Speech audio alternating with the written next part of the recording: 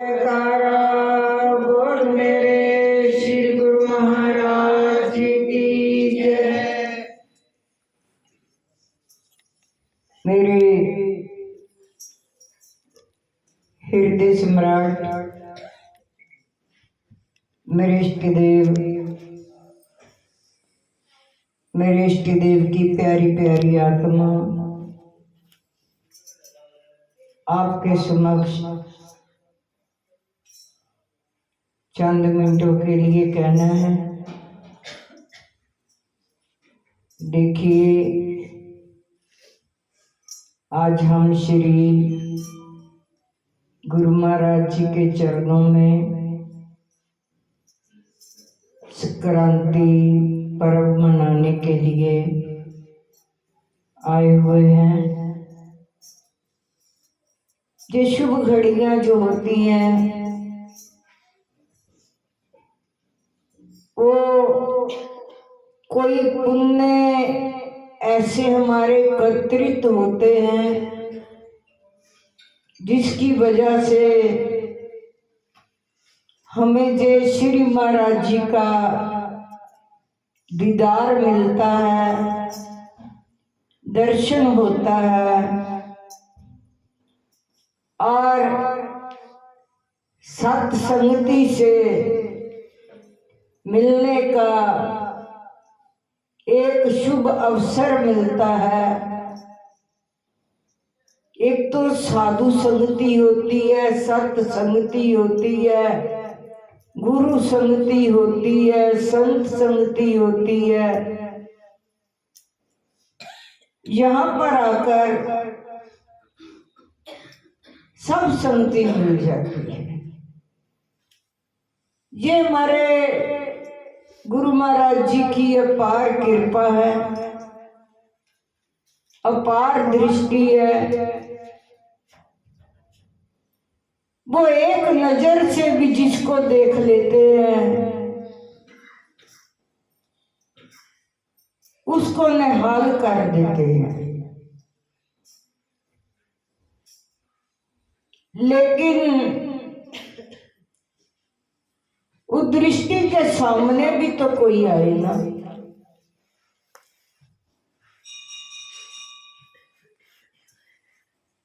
उस झलक को पाने के लिए उसके सामने भी तो कोई आए ना। ये कोई बिरला जीव होता है जिस पर उसकी दृष्टि पड़ जाए।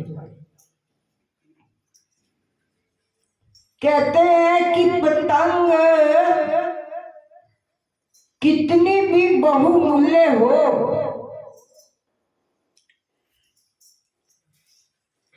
अगर उसको उड़ाना है तो साथ साथ में डोर भी पक्की होनी चाहिए। मेरे को बात याद आ गई। एक बार हम गाड़ी में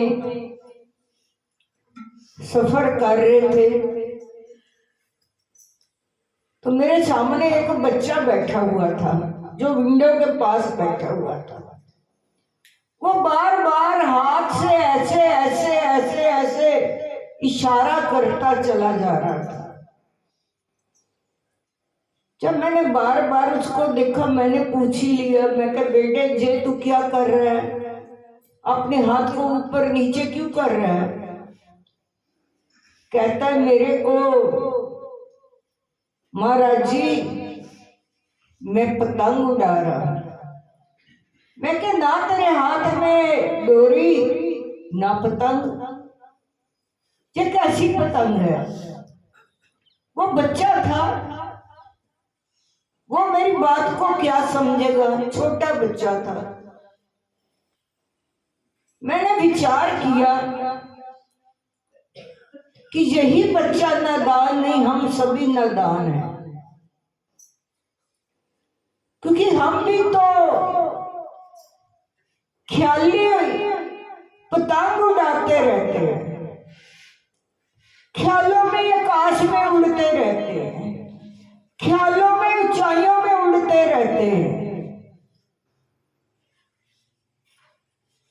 हमारे पास ऐसा है, ऐसा हो जाए, ऐसा है, ऐसा हो जाए। ये हमारे ख्याल ही तो हैं। ख्यालों में कितनी ऊंचाई पर पतंग को उड़ाते रहते हैं। ना हाथ में डोर है, ना पतंग है। देखो, विचारों से हम कहीं के कहीं चले जाते हैं। आप यहाँ यहाँ बैठे हो, पता नहीं आप यहाँ बैठकर, मेरे कितने भाई बहन, कितने ऐसे यहाँ पर बैठे होंगे जिनके रिश्तेदार बाहर फॉरेन कंट्री में होंगे। उनका ध्यान, वो ख्याली विचार, वो अमेरिका में चला गया, इंग्लैंड में चला गया, कनाडा में चला गया कि हमारे वहां ये रह रहा है, कैसा होगा, कैसा नहीं होगा। बस ख्यालों में पता नहीं हम कहाँ के कहाँ पहुंच जाते हैं। ये ख्याली विचार, हम सभी खिलाड़ी ऐसे ही करते हैं, ख्यालों में डूबे रहते हैं। अरे जीवन में पतंग बहुमूल्य हो, डोर ना हो तो क्या फायदा। हमारा जीवन बहुत ही बहुमूल्य है। इतना बहुमूल्य जीवन हो, आप तो सत्संगी हो, मैं आपको ऐसा नहीं बोलूंगी। आज संसार में कितने लोग ऐसे हैं, इतने बहुमूल्य जीवन को धारण करके उनको जीवन में सतगुरु नहीं मिलते, कामल मुर्शद नहीं मिलते, प्रभु से मिले हुए मुर्शद नहीं मिलते। क्या किया? जैसे डोर के बिना पतंग का कोई मूल्य नहीं है, ऐसे सतगुरु के बगैर जीवन पाने का कोई अर्थ नहीं रह जाता, कोई मूल्य नहीं रह जाता। सतगुरु एक ऐसी शक्ति है जो जीवन जीने की कला सिखाती है। ऐसी ताकत है जो जीव को सही मार्ग पर पाती है।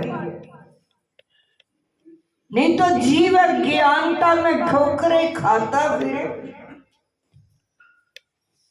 वो समझ नहीं पाता कि ये जीवन 84 लाख जून के बाद इतना उत्तम जीवन मिला, इसको और पवित्र कर लीजिए। 84 लाख जूनों में तो गुलामी की जंजीरों में जीता ही रहा। ये गुलामी की जंजीरों में जीने के लिए जीवन नहीं मिला। ये स्वतंत्र जीवन, भगवान ने जन्म और मृत्यु वो तो अपने हाथ में ले ली। बाकी जितने भी कर्म करते हैं, उन कर्मों को करने के लिए हमें स्वतंत्र कर दिया, आजाद कर दिया। जैसा भी जीवन जीना चाहो तुम लोग जी सकते।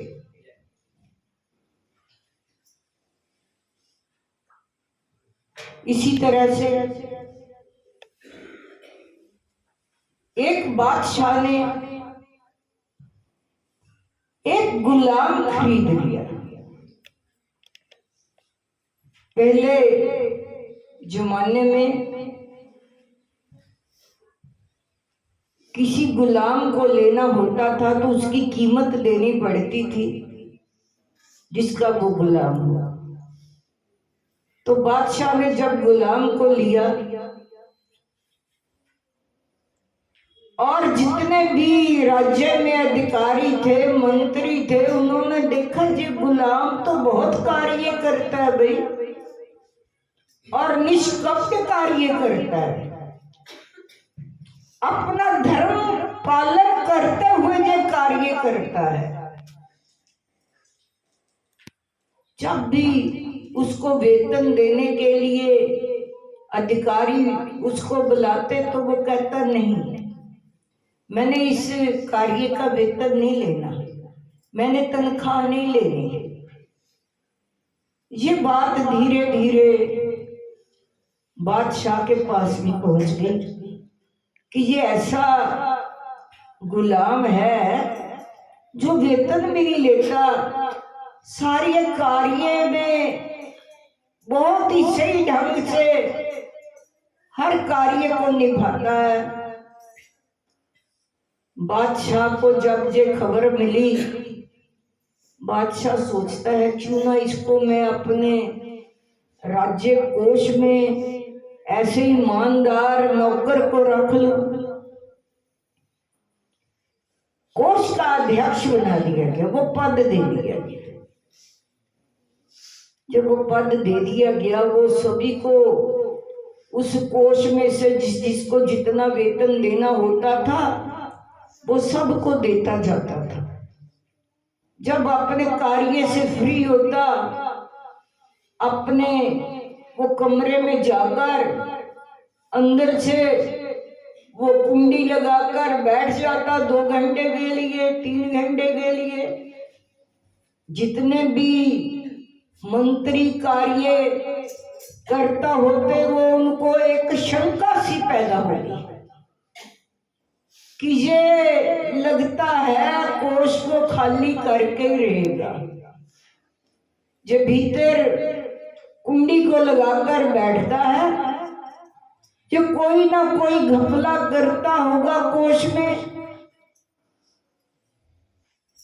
तो ये बात जब भी बादशाह के पास पहुंच गई कि ये जो अधिकारी, कोष अधिकारी जिसको ये पद मिला है, ये जरूर चोरी करता होगा। ये एक न एक दिन ये इस कोष को खाली कर देगा। बादशाह ने कहा जब ये अंदर बैठे तो मेरे को बुला लेना। बादशाह को बुलाया गया, दरवाजा खटखटाया गया,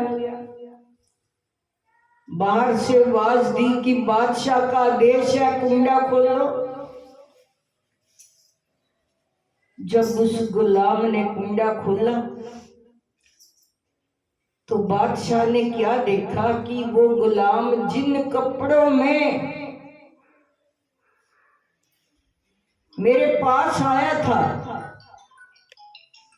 वही कपड़े पहन रखे हैं और हाथ में एक आईना पकड़ा हुआ है, यानी कि शीशा पकड़ा हुआ है। बादशाह ने देखा, बड़ी हैरानी से पूछा तू क्या कर रहा है? वही कपड़े पहले वाले पहन रखे हैं। तो कहता महाराज जी मैं 2 घंटे के लिए यहाँ पर वही कपड़े पहनकर बैठ जाता हूँ, सामने आईना रख लेता हूँ कि मैं अपने औकात को भूल ना जाऊं इस पद को पाकर। इसलिए मैं अपने आप को जानने के लिए कि मैं कौन हूं, कहीं ये पद पाकर मेरे में अहम ना आ जाए, अहंकार ना आ जाए, इसलिए मैं आईने को सामने रखता, अपने आप को देखता रहता हूं, देखता रहता हूं, देखता रहता हूं, जानना चाहता हूं।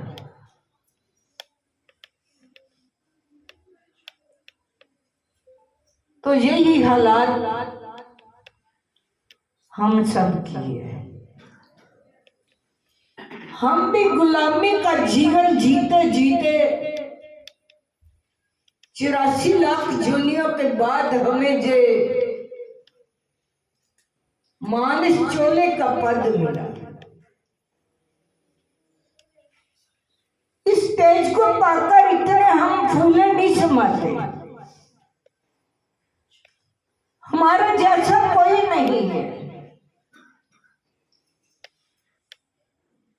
अरे देखो तो सही,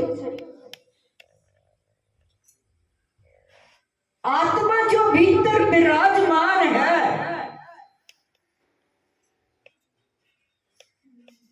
उसको देखते देखते उसको ना देखा, और इस चोले को देखते देखते जो चोला जो पद मिला है जे भी हाथ से निकल जाए।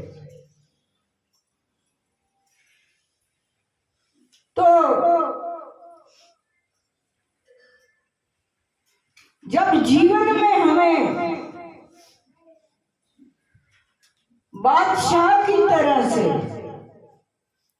सतगुरु मिल जाते हैं, गुरुदेव मिल जाते हैं,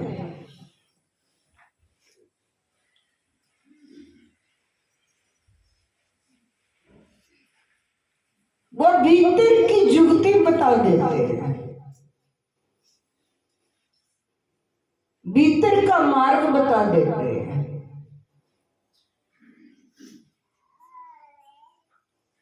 तो हर रोज जैसे गुलाम भीतर कुंडी लगाकर बैठ जाता था, इसी तरह से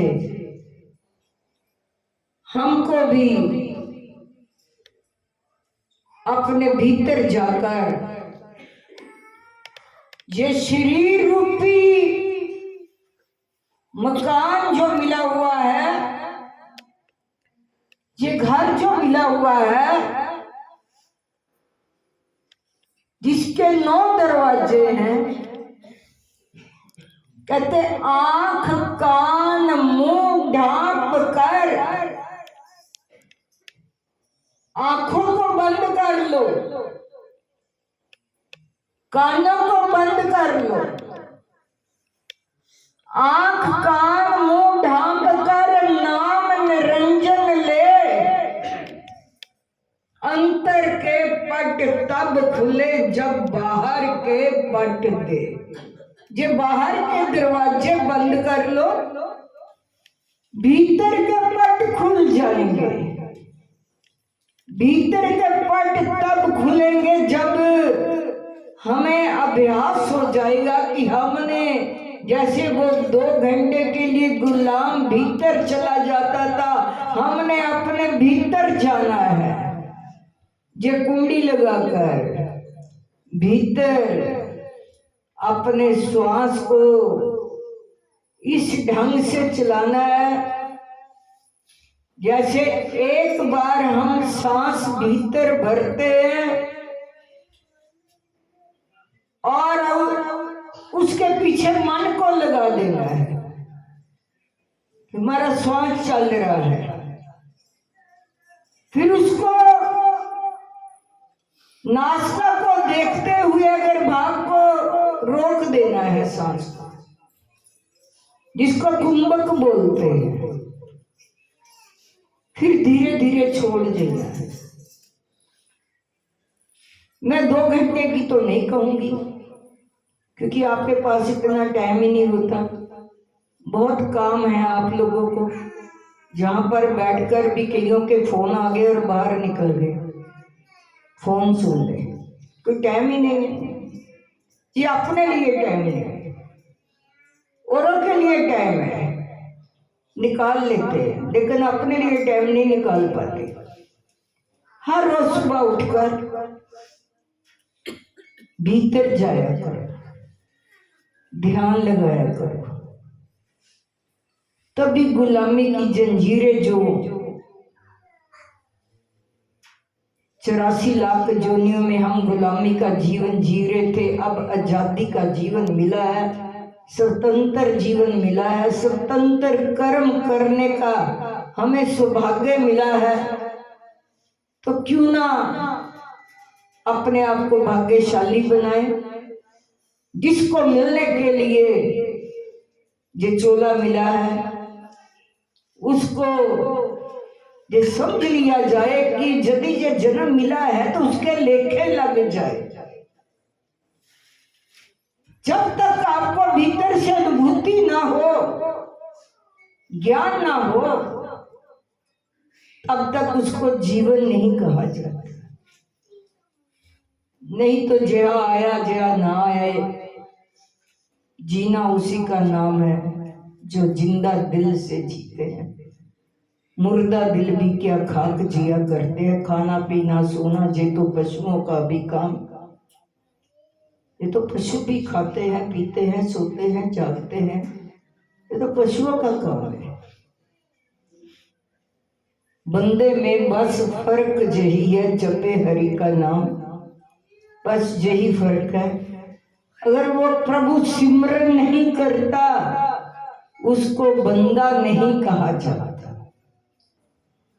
प्रभु सिमरन होना चाहिए, हरि सिमरन होना चाहिए, उससे मेल होना चाहिए जिससे आपको आनंद मिल सके, रस मिल सके, एक नई दुनिया बस सके। आपकी भीतर की एक अलग दुनिया, बाहर की अलग दुनिया है। भीतर की दुनिया में जीना सीख जाओ तो उसी का जीना होता है। बाहर की दुनिया में तो सभी लोग जीते ही हैं। एक बार भीतर भी जाकर झांक कर देखा करो कि जो संत हमारे जीवन में फरमाते हैं वो क्या फरमाते हैं, उन पर जीवन चलाना चाहिए, तभी हमारा संसार में आना सार्थक होगा। बोल साचे दरबार की जय, बोलो श्री स्वामी जी महाराज की जय।